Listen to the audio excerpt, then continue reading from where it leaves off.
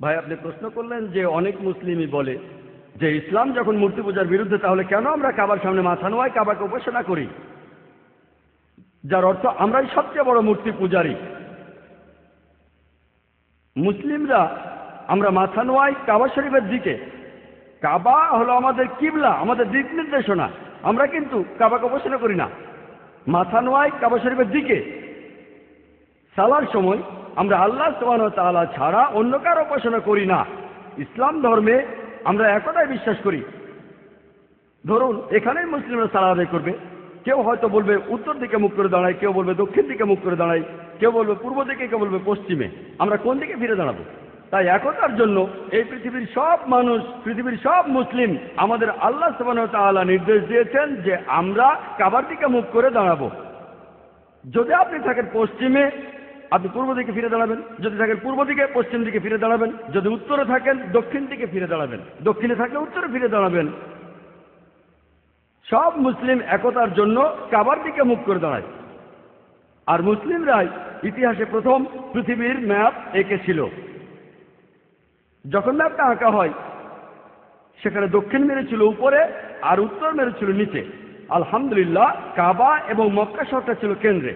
পশ্চিমারা আসলো আর তারা এই ম্যাপটাকে উল্টে দিল। আর এখন আপনারা দেখবেন উত্তর মেরু উপরে, দক্ষিণ মেরু নিচে। তারপরও আলহামদুলিল্লাহ কাবা এখনো কেন্দ্রে রয়েছে। আর আমরা মুসলিমরা হজে যাই, আর তাওয়াফের সময় আমরা কাবার চারপাশে প্রদক্ষিণ করি। আমরা প্রদক্ষিণ করে এটা বোঝাই যে কোনো বৃত্তের, সব বৃত্তেরই একটা কেন্দ্র থাকে। এটার মানে আমরা ইবাদত করি শুধুমাত্র আল্লাহ সুবহানাহু ওয়া তাআলার, আর কারো নয়। এ ব্যাপারে সবচেয়ে ভালো উত্তর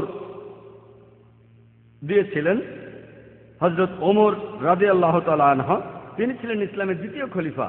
সহিহ বুখারীতে এর উল্লেখ আছে, দ্বিতীয় খণ্ডে 56 নম্বর অধ্যায়ের 675 নম্বর হাদিসে, বুক অফ হজে